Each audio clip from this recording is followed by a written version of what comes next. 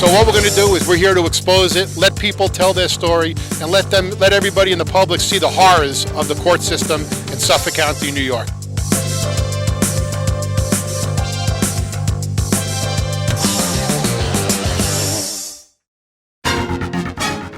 Long Island Backstory. Long Island's news alternative to the Newsday Cablevision news monopoly. With Chief Correspondent Gary Jacobs. Hi, I'm Gary Jacobs, and welcome to Long Island Backstory, where we film at the Cablevision Studios in Hop Hog, New York. Today, I'm honored to have a guest with us, Legislator Robert Trotta from Suffolk County in the Kings Park area, the 13th Legislative District. Mr. Trotta is not your average politician. When he campaigned on reform and exposing corruption. And a lot of people campaign on things and then they get in there and they become part of the establishment. And Mr. Trotta has not. He's actually done more than what he campaigned. He's really lived up to his commitment, and I thank you for that. A little bit of background, Mr. Trotta was a police officer for 25 years. He worked with the FBI for 10 of those years. He wasn't a politician before. He was a dedicated police officer raising a family in Kings Park. 2 years ago, he decided to run for the Suffolk County Legislator. Not being the establishment candidate, Mr. Trotta pounded the streets the old-fashioned way, did it without getting a lot of money. He wasn't really the party's choice from what I believe, but you know what, he was the people's choice, and he got in there, and I think now that he's in, he's really made a name for himself. So welcome to the show, Rob. Thanks for having me. Thank you for taking the time to come. First, let's start off with your career as a police officer. I know you moved up in the ranks and were a highly decorated police officer, but then you say at the end of your career, when you were really at the pinnacle of your career, at the end of your career, something changed, and you moved down to, I guess, a beat cop after. No, I went to a... Go ahead and explain what happened with that. I was out of the department more than half my career. I was with the ATF for a couple of years, then the IRS for a year, then the FBI. We're doing some of the biggest cases in the country, gang cases, MS-13, big cigarette cases, money laundering cases. And as I tell the story, on August 27th of 2012, I was in Costa Rica testifying in a $30 million money laundering trial for the Costa Rican government for someone I arrested here and they laundered money down to Costa Rica. I flew back on Friday. I got a phone call, said I was transferred. Monday, I went to the first precinct in Lindenhurst, and my first case was a copper burglary from the basement of an abandoned house in Wyandanch. So I went from the pinnacle of law enforcement to the basement. Right. Which doesn't make sense. First of all, you're at a higher pay scale. They got all this 25 years of experience. And I was, seizing millions of dollars, getting the most violent. How does that happen?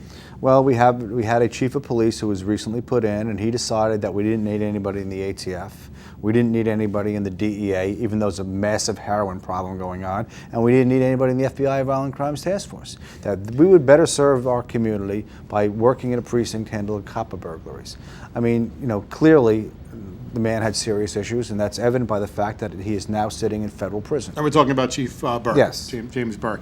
So what made you decide to run for the legislature? I mean, you could have retired, you put in your years, you get a pension, you could have sat home, take care of your family. Well, what made you decide to go out and run for That's for funny legislature? You should say that, because, it's very expensive to live on Long Island. We know. Extremely expensive. And during that time, the police negotiated a very lucrative contract, and I gave it a lot of thought. That contract was settled before I left. I knew that a 28% pay increase was coming, along with every year I stay 1.6%.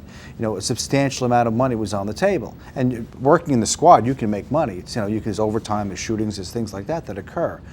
And I just, I decided at that point, there was an open seat in this legislative district, and it was something I thought about in the past. And I said, life's too short. It's a good opportunity, and I'm not going to sit here, having done what I did, coming back to this is, it's just not something you would do. But it's not. You didn't do it for the money because it's a pay decrease. Can I tell you something? So it's not for the money. I could have actually made more money. Oh, this definitely. I'm saying you could have stayed on your force and made a lot more money. I am the stupidest double dipper in the history of double dipping, because my pension's frozen. And my salary, my pension right now. Why is your pension frozen? It never goes up. There's no cost of living. There's okay. nothing. I get no pension for the political aspect of this. Once you can only have one state pension, which is great. But if I would have stayed, my pension would be somewhere around $40,000 a year more, just for staying 4 or 5 more years. So if you multiply that over the life of my career, it's about 1.2, 1.3 million. So anybody's saying you did this because it's for the money. It's certainly not for the money. And I didn't become a cop for the money, because before I was a cop, I was making much more money than the cops were making. I mean, I think a large percentage of the guys who become cops because they want to do it and they want to do a good job. And 99% of the Suffolk cops are great, hard-working cops, and they want to do the right thing. I mean, and you know, their contract, which we can get into in a minute, is, you know, it's very difficult for the county to pay that. I mean, it was a $400 million contract. I mean, they talk about the layoffs. The county executive below will talk about, oh, we laid off, you know, we saved $100 million by laying these people off. He laid off the lowest paid workers and gave the highest paid workers a 28% pay increase. That's the equivalent of 3 times the cost of living. So my parents are on Social Security, and the senior citizens are on Social Security. They were getting zeros and 1.2 and 1.3 in their Social Security, yet the police officers were getting 3.5%. And they were already at I wouldn't say a high level, but they were well compensated. Very well compensated. Fairly compensated. And they need good money to do it. And let me make a point here. I don't blame the cops. I don't blame the union officials. That's their job. Right. Who I blame is the politicians who gave it to them. That's funny that you say that, because a lot of people hold it against the police officer. No, and I say, you know what? God bless them. That's America. You fight for the most money. And you know what? The unions, God bless them. That's their job. That's their job. But it's for the politicians to say, we're not doing it. The problem is, it's not even that. When I went in, I interviewed with the, you know, you go to the, like a screening process. A screening process, yes. And they're all sitting around a table, and I said, here's my platform. No givebacks and a cost of living increase. You would have thought I was hacking their children up. Well, what do you mean? Well, that's their job, though. That's their job. Of course it's their job. And in hindsight, you know, it would have been about a $200 million contract. They did get some concessions for new hires. But, you know, I don't like that, because now I got a guy who's a young cop who can't afford to buy a house. live on Long Island, right. And it's going to take instead of 5 years, it's going to take 12 years to get the top pay. So he's going to be struggling longer. I don't have a good outlook for Long Island. What about the fact that they're killing the golden goose? That's true. Of course it is. I mean, like they did in Detroit. You know, they push for raises, and all of a sudden they put themselves out of work. And look what they did. To me, that's what it seems like the unions are doing here, though, killing the golden goose. They are. They sold the Denison building, and they're leasing it back. Now, what people don't realize is that it praised for $23 million. We sold it for 70. You know why we sold it for 70? Because that's what we needed, or 72 we sold it for. So there's like a deal that somebody makes and say, we'll give you more money, but then you'll pay me back. Exactly. You're guaranteed to get paid because it's the county. Yes. So now that happens. It's going to cost us $108 million for that $23 million that we really which my parents paid for. Yes, and they paid for it the first time. And now your kids are going to pay for it, and your grandkids are going to pay for it. So now, look what happened. Now we have $100 million in a sewer fund. Okay, so the county executive puts this thing forward. It was a referendum back in 2014. Open space, tax stabilization, and water quality. Everyone's going to vote for that. Who's not for that? But guess what? It was a total sham. That gave him the ability to take $100 million out of a sewer stabilization fund we had, which could have been used to put sewers in. It could have been used for a variety of different things, to stop the nitrogen and stop the pollution. But instead of having $100 million, $20 million went to buy open space. And by the way, it was to settle like a lawsuit that was against us. It had nothing to do with the open space. But Dick Amper, who's very good, just like the union guys at getting what he wants, now gets $20 million for open space. Dick Amper is the Pine Barrens Association. Yes. And now the other $10 million gets split up between 2 different funds. One of them, the sewer fund, gets 4.7. So it's got 4.7, but it could add 100. But they needed that money to pay pension costs and to pay everyday bills. It's really, put it this way, if you were the county executive and you won the election when Malone was back there, and they said to you, Gary, listen, we're $2 billion in debt, there's a $400 million budget shortfall, oh yeah, and by the way, the police don't have a contract. Would you give them a $400 million raise? Right. Would any business owner in the world give them a $400 million raise? Here's the question, why? Because they gave them a lot of money for campaign contributions. Isn't that the root of everything? Yes, which I'm going to get to. And it's under the guise of, if binding arbitration, it could have been worse. Well, the New York City Police Department just went through binding arbitration. They got 1% a year for 2 years. Okay, so what does that tell you? The people are even the arbitrators, and there's a 2% tax cap. How can you give a 3.5% raise if there's a 2% tax cap? Right. The arbitrator could just fall back on that. Right, okay, I can't give him more than what. And guess what? 2% is still more than the cost of living. Right. And I don't want to sell out the new guys. There's actually 2 tiers of cops now making 2 different salary scales. But don't they say that, and then what they do is the next time around they step up the Of low ones course to the they top do. ones. That's how they sneak it in. They can't do it. I'm like a numbers guy. This whole process falls apart in 2018 because not only can we not steal the sewer money anymore, we have to start paying it back. Right. So and now these cops' contracts, they're all going to retire. For every 200 cops that retire, it's a $60 million payout. Wow. Think about that. 200 cops retire, $60 million in SCAP pay. Wow. Because a lot of those raises I talked about, they're deferred till they retired. Right. So we can't even afford to pay them. And this is with the payback of the sick days and days that they Yes. didn't now, use. that's and all things. going to be kicked down the road. Just like the Dennison building's getting kicked down the road. Just like the $100 So million what do you being think? kicked What down the are road. they thinking when they vote for this? I'll be out of office by then. 100% right. I'll be out of office and let because somebody else the deal with it. payback is on the $100 million is 5% Because a it seems year. to always be back. I mean, you can live with the 5%, right? And it's not going to hurt us right now until Five- it balloons. Then in 2029, we got to pay back another 55%. That's the balloon. Exactly. And he'll be gone. So everybody will be gone by then. I've never been in an organization where there's absolutely no concern about the future. Right. There doesn't seem to be any concern at all. But look, let me ask you, I mean, and I'm not here to defend the county executive, but from his point of view, he says, well, you know what? People voted me in again.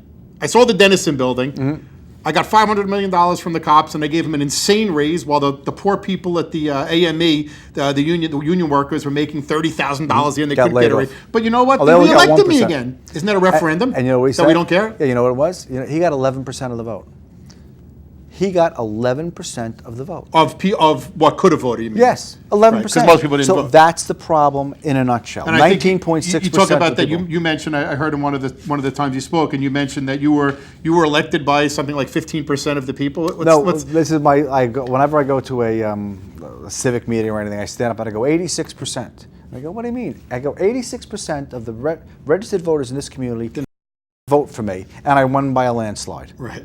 Like, how can you do that? Well, 80% didn't vote at all. Voter apathy. It's and that's the problem. Whenever I'm at a party or someone comes up to me and starts talking to me about taxes, the first thing I say to them is, wait a minute, did you vote? And did you vote for your school board? No, I didn't vote. Okay, then stop talking to me. Yeah. You don't have the right. But you know, Rob, a lot of people don't know. I mean, before I got involved in the policy, who knows what a county legislator does? Who even really knows what the county? Well, we're so wrapped up, and we you're sort of right. just feel like, you know what, our taxes are going up. And if you say anything about the police, you can't be anti-police. We want to be safe. You know something? I'm done with that. That doesn't work for me anymore. What better guy for me? I led the You're county one in of them. arrest for 2 years. I was cop of the year, detective of the year. I was on the street my entire career with the worst of the worst. I know what they do. And they do a great job. They do a hard-working job. And I also know from this side what we can afford to pay. Well, I mean, that's at the end of the day. If you can't afford it, I wish I could pay him $800,000 a year. Yeah. I really do, but we can't afford to pay him what he did, and it's not fair to their kids, my kids. I love when they say, "Oh, you took advantage of it." Yeah. No, first of all, I never negotiated a contract. I never did anything. I left when a 28% pay increase was coming down the line. Am I going to give the money back? Of course not. Right. But the bottom line is, I love when they say, "Well, you took advantage of that. You're criticizing it." I'm not criticizing it. I'm not talking about taking $1 away from anybody. The PBA themselves stole $2.6 million from their own members. They gave themselves raises, and they got elected. There's 18 people on a board. They get in a room and they say, look, we have all this money. Why don't we give each other longevity? So if you've been on the board, the PBA board for 10 years, you get $2,000, you get $20,000. And then next year you get $22,000. They did that behind closed doors without telling their members. So when I talk to the members, guys that I come up to me and say, oh, how can you be like you? I said, I'm saying no givebacks and a cost of living increase. What's wrong with that? Your union stole $2.6 million from you. Right. Okay, so where is the but again, they're probably looking at yeah, but I don't care. I got a 26% raise, so let them steal all they want, right? And I tell the union guys, I want to put a picture of you over my bed because you guys did an unbelievable job. Exactly. They did a great job. Right. But the bottom line is, we need the public to come out and vote. Because I am so fortunate. I am Smithtown. It's a Republican town. They know what I'm talking about. They know what I stand for. They know I'm behind the cops. And they know that I want a fair, what we can afford to pay. I know that, listen, the cost of living, they deserve it just like everybody else. I mean, if we can, the reality is We can't afford to even give a cost of living. We're $2 billion in debt. We're borrowing money every day. We have about a $700 million floating bond that we pay it back, and we get the money, we pay it back, in addition to the $2 billion. They're one of the richest places in the United States. Exactly. That doesn't make sense. It all gets back to, the campaign contributions. I have a bill right now that's going to limit campaign contributions for $2,000 per cycle. So the guy building Heartland over there, Jerry Walkoff, he gives hundreds of thousands of dollars. Democrats, Republicans, mostly Democrats, a lot of money. I'm talking $200,000, $300,000. I want to limit that to $2,000. But would that limit the PBA to 2,000? It would limit to the PBA. Because that's a big problem. Yeah, of course it would. Except their super PAC, which is a whole nother issue. You can't limit that. Which you read about in the paper But this weekend. isn't it a moot point because you're in the minority? Oh, it'll go nowhere. This is gonna go essentially, yeah, it'll go nowhere. But at least I'm raising Well, you're on the it up. record Yes. as doing. I mean, And I want that's people, what you're there for. and I want the public involved. If the public got involved, Steve Ballone gets voted out in a heartbeat. Right. Done, finished. Because think about what I said. He comes in as the chairman of the board for Suffolk County. They're broke. Long-term debt of $2 billion, short-term debt of $400 million, and the police don't have a contract, and he gave them a $400 million raise. On what planet, what company would do that? Right. I'd say, sorry guys, just sit tight for a couple of years, let us catch up. I got a lot of questions I want to go through pretty quick, but one thing I want to ask, I don't think you've been asked this before, so we're talking about now, and you're saying a lot of this problem you're putting on Steve Ballone's back, he's leading the county, but yet you work with the guy. How is it when you see the guy? It's fine. It's a pleasure. I mean, does he look at guy? It's business. He's a Republican, so he's going to say I'm bad, and that's just the way it is. I'm not saying he's a bad guy. I'm saying he's a bad manager. Right. I'm saying he's he's also in a tough spot. He wants to get reelected again. Right. That's the bottom line. And the fact that the PBA endorsed him and gave him a lot of money, and the fact that he's out there and I don't want to say he's a phony, but he's a phony. Oh, drinking water. He stands up there every year, drinking water sewers. I've been watching him for 4 years. I haven't seen one sewer go in, and all I do is I see him suck the drinking water money out to pay benefits. Right. But when he sits there and says it, people go, oh yeah, look, he's for water and it's for clean air. Right. I mean, the people pay me to get in there in the trenches and find out the reality of it. And when I go out and I speak the truth to people, they're a little bit shocked, but I have the evidence. Right. No, Rob, you're getting a reputation for speaking out and exposing this, and like you said, you're fortunate that you live in a district where you can do it. And Mike Fitzpatrick, I think, is the same thing. And I mean, he's a very principled man, and he speaks about but he may not have been able to do that if you guys were in another district because you'd only have 2 years to do it, and then you'd be out. And a lot of the other guys, other legislators, when I try to get the Republicans on board, most of them win by 70% too. There's only one or two that have close races. I want them to, standing by yourself is one thing. Like in the police department, I want backup. I want guys behind me. Right.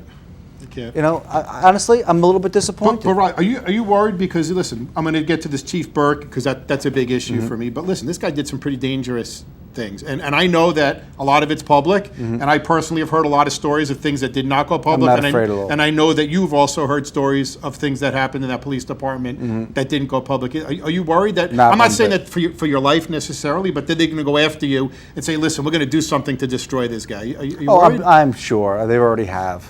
I mean, there's dirty tricks that especially the police. One of my friends I was in the FBI with him, was a detective assigned to the FBI. They arrested him. Right. And you're not worried about this happening? No. I worked for the FBI for 10 years. They know my integrity. I speak to them continually, and I have nothing at all. Let's go back to Chief Burke a second, because this guy was a real problem. And he's heading up the department, and I think 5 or 6 people have lost their jobs because of him, and lives that were damaged, and now lawsuit money because of stuff that he beat up the Loeb, and there's going to be lawsuits. How does it happen that this guy gets to become the chief of freaking police when there was things on the cover of Newsday of having sex with prostitutes in the car, and he becomes the chief? How does this happen? Those are the exact words I asked the county executive. And what is his answer? How does it happen? I stand behind him. That's what he said to me. And that's what he said to Newsday. I'm not saying that he didn't say it to Newsday.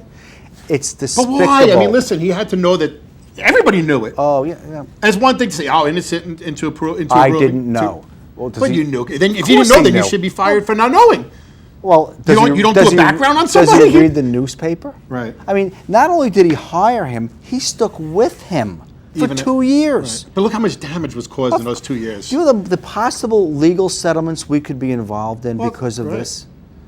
The gentleman, my old partner in the FBI, I mean, he was, if it comes out that he was railroaded, he could conceivably sue for millions of dollars. Oh, absolutely. And but let me ask, one of the corruption is a big issue here on Long Island. So don't we have a head of political corruption in Suffolk County to protect us? great question. He's under investigation for political corruption. Unbelievable. Chris McPartland was on the cover of Newsday. He's under investigation. He was given a target letter, apparently, from what I read in Newsday, from the FBI and the U.S. Attorney's Office, that he is being investigated in relation, I believe it's in relation to the incident with Burke. That's just unbelievable. Yeah, That's so- the head of our corruption. Yeah. Now, one of the things that it was in the paper a lot, Nassau County, that they had all these non-bid contracts under $25,000. And then I understand in Suffolk County that in order to protect us from these no-bid contracts and these smaller contracts that they're not just giving out, that we have a committee that will protect us from that, and that's called the waiver committee. Two questions on that. First of all, shouldn't that be televised, and could we pass a bill that's televised? Because I understand now it's open to the public, but nobody knows when it is, and why aren't they protecting us from these ridiculous, I mean, I've heard you speak about some of these things. Isn't that our fallback, the waiver committee? That's going to be our it's coming down the road. That is going to be our $25,000 Nassau boondoggle, Right. okay? I can't... Because that's a give back, isn't it, for the people who give donations? Well, for people, let me explain what the waiver committee is. It's 3 people on the Okay. waiver committee. 2 assigned from the county executive and 1 from the presiding officer. If that's Okay. not the fox watching the hen house, I don't know what is. And I've been to, not everyone since I've been elected, but 95% of them since I elected. I'm the only legislator who goes. And Well, I probably only go because they're wasting their time going. it's a rubber stamp. Right. It's almost like the IDA, which we can do a few minutes on, down in a minute if you want. It's a rubber stamp. Like this is what people can relate to. There's something called the Cubsog Beach House. It burned down 2 Labor Days ago. Okay, and I've been there. Okay, it's like a shack at Sunken Meadow. You buy a hamburger, hot dog, a beer. It's got no windows. It's got roll-up things. It's a shack with some bathrooms, an outdoor shower. So it comes before the county legislature, $750,000 renovation and rehabilitation of the Cubsog Beach Hut. I go, all right, $750,000. I could live with that. Yeah, it's probably a little high, but it's government. Yeah, whatever. So then I start reading the bill, and it's $400,000 to rent temporary trailers for 2 years, and Why do you need 2 years to build the damn thing? and $350,000 to for the design of the new one. So I walk out and I call the local architect, Mark Mancini. I go, Mark, $350,000 for the design? And he starts laughing. He goes, oh, it's the government. He goes, that's a $10,000, maybe $20,000 job, but you can buy one off the internet for like $10,000 if you don't want something special. Now I want the audience to keep in mind, it's closed 8 months a year. There's only like 500 or 600 parking spots. It's filled up by 10 o'clock in the morning. This isn't something we should be spending a lot of money on. Right. This is not some recurring revenue thing. If it's a trailer, they're going to sell the same number of hot dogs as if it's a palace. So then I call a builder friend of mine, and I said, who I don't want to use his name, but he does county work. And I had been there with him years ago. I go, hey, Joe, what do you think about this, $750,000? He starts laughing.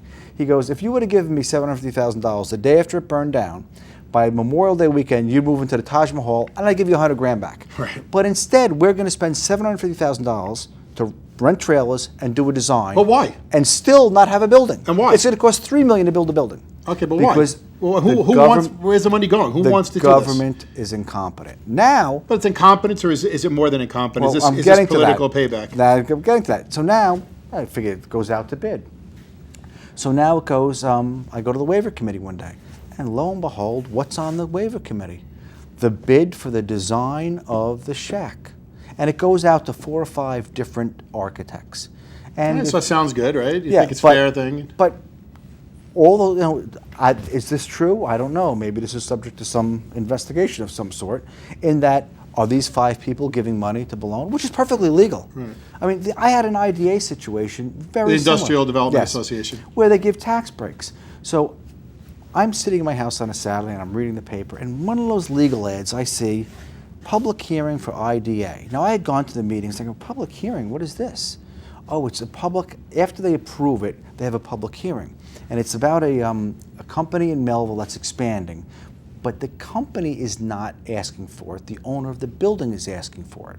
So I go, make some phone calls, and I call up, and they say the company from the building, the company that's going to be renting it isn't doing, because they don't want to guarantee that they're going to be there for 5 or 10 Right, years. because part of the deal to get the Yes, space, they you have to have give to. So- employees, and you have to guarantee you're not Yes. going to move. And they're saying they don't want to do that. So what's happening now is the owner of the building is asking for it. So I recognize this ad. I go there. It's on Broad Hollow Road in Melville. I'm looking in this big office building. I'm looking around. There's no sign. It's a public meeting.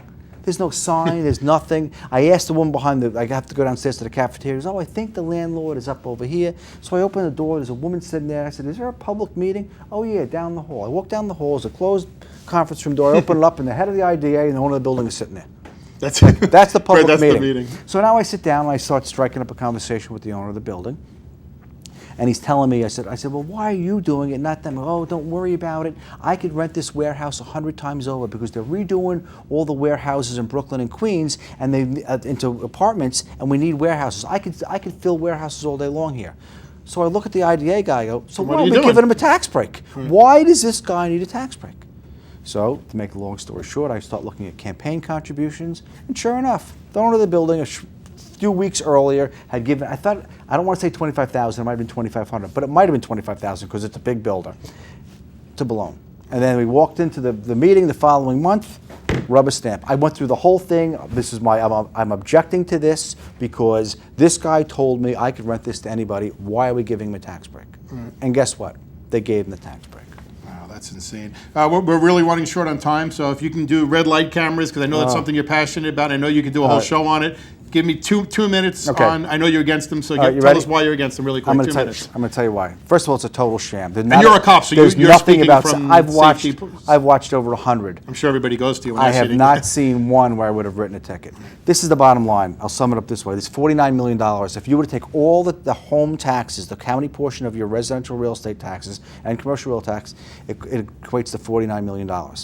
The red light cameras, the new alarm fee, and the surcharge on your registration adds up to $54 million. That's the equivalent of a 105% tax increase. Do you think Steve Boulogne will get elected if he came up and said, I'm going to raise your taxes by 105%? But guess what, ladies and gentlemen? That's exactly what he just did. He raised your taxes 105%. So, someone sent me a text today about the alarm fee, and he goes, he was just in Venezuela. He goes, this reminds me of Venezuela. They're making fees and for everything you can do rather than raise your taxes. So what they're doing is they're feeing us and killing us to death. It would have been speed cameras if the mess didn't happen in Nassau County. Right. And I can tell you, I am all for, if someone runs a red light and it's a dangerous situation, that camera should give the guy a ticket. But the reality is there'd be 3 a day and it wouldn't be productive. Wouldn't pay for But cameras. when the 80-year-old women, and I can tell you I've got many calls, so the guy who's for 50 years, 40 years, pulls up to the red light, looks over to the left, no one's coming, and makes a nice safe right on red with no one coming, bang, $80. $80 plus a That's surcharge. wrong. Suffolk County Legislator Robert Trotta, thank you very much for coming. Thanks for keep having keep me. doing what you're doing. And again, this is an example. A lot of things that he said, I know people are watching and they're going to say, "Wow, I believe in it." But you know what? It's not enough to just sit down and say, "Hey, I like Get out this and guy." vote. Get out and vote. Get out and support people who fight, because we're sinking here on Long Island. We need to do something now. We need to protect our futures. I know Legislator Trotta has a Facebook page. You can go to the website. You can contact him. But he's a real fighter for the people, and thank you for everything you do. I'm Gary Jacobs, and thank you for joining us on Long Island Backstory. Please be sure to like us on Facebook.